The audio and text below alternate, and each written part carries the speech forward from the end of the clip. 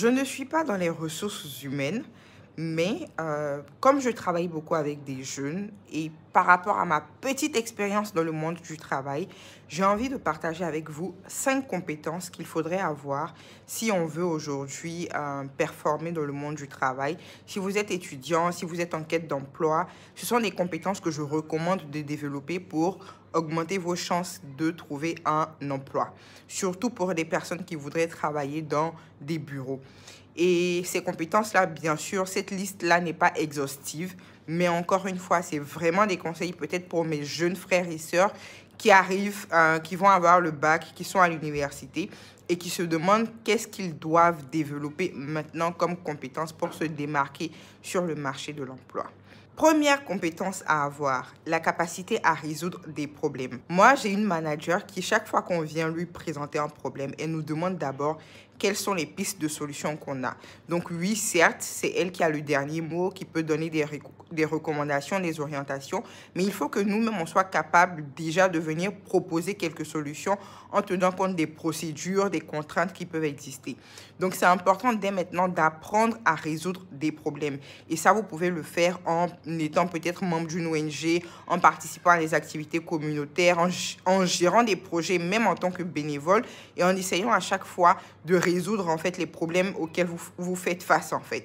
Et sachez que quand vous allez faire des interviews, on pourrait vous demander justement de décrire une situation dans laquelle vous avez fait face à un problème et vous avez pu le surmonter.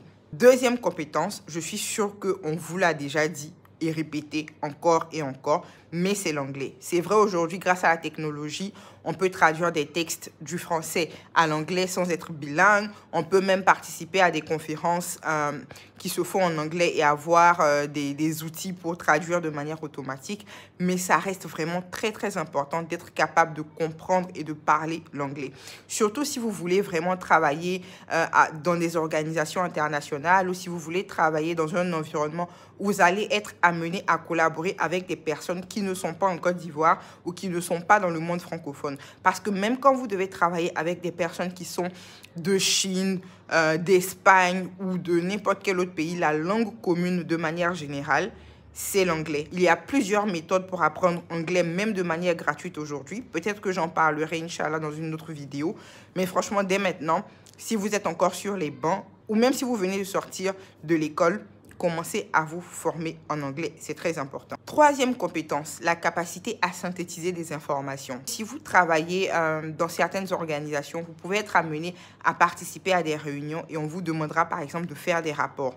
Comment est-ce que vous allez faire le rapport? Il faut que vous soyez capable en fait de résumer en fait tout ce qui a été dit pendant la réunion, de synthétiser les informations. Au-delà même des rapports de réunion, vous allez être amené à lire des documents importants qui sont volumineux et vous devez tirer l'essentiel de l'information de ces documents-là. Donc, c'est vraiment important d'avoir un esprit d'analyse et de pouvoir synthétiser les informations pour les rendre de manière plus simple, plus agréable, mais tout en étant compréhensible. Quatrième compétence, la prise de parole en public. La prise de parole en public, ça peut varier. Certes, parfois, vous pouvez avoir affaire à un public de 500 personnes, 100 personnes dans différents environnements. Mais ça peut aussi juste concerner un groupe de 10 personnes, 20 personnes. Mais vous devez être capable de pouvoir exprimer vos idées de manière claire et compréhensible. Si vous êtes cadre ou même débutant dans une entreprise, dans une organisation, imaginez que vous allez à un événement et que votre superviseur ou votre manager est censé faire un discours et que finalement la personne a un contretemps et ne peut pas assister à cette activité-là et on vous demande, vous, de la représenter. Comment vous faites si vous n'avez pas appris à parler en public? Et pour faire ça, franchement, vous pouvez commencer à pratiquer dès maintenant. Il y a des clubs de prise de parole en public qui existent à Abidjan. On a le club Toastmasters, par exemple. Toastmasters, je pense qu'on dit.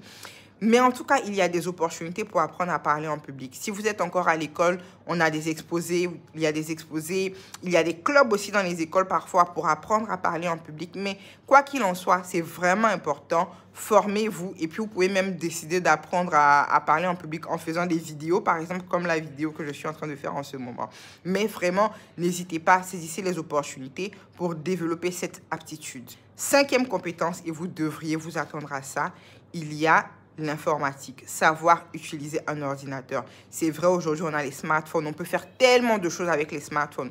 Mais par exemple, si vous ne savez pas utiliser Word et Excel à l'ordinateur, c'est clair que sur votre téléphone, vous ne savez pas comment l'utiliser non plus. Alors, c'est vraiment important parce que si vous devez travailler dans des organisations internationales, vous allez être amené, encore une fois, je l'ai dit, à rédiger des rapports, à faire des présentations PowerPoint, à utiliser Excel pour faire des budgets, de la planification. C'est tellement, tellement, tellement important. Comment on envoie un email professionnel? Vous ne savez pas le faire parce que vous ne savez pas utiliser un ordinateur. Même vous faites votre CV en version Word. Vous ne savez même pas comment convertir en PDF pour l'envoyer à de potentiels recruteurs. Franchement, si vous avez encore des difficultés à utiliser un ordinateur, cherchez à vous former. Et j'en ai déjà parlé, on propose des formations au Centre LIS Faya. Vous pouvez appeler le 0707 826 717 pour pouvoir vous renseigner. Vous pouvez faire des formations en présentiel ou des formations en ligne. Mais c'est super important dès maintenant. Il faut commencer à se préparer pour le monde de l'emploi et pouvoir se démarquer. Donc, j'espère que ces conseils vous seront utiles et je vous dis à la prochaine, Inch'Allah, pour une nouvelle vidéo.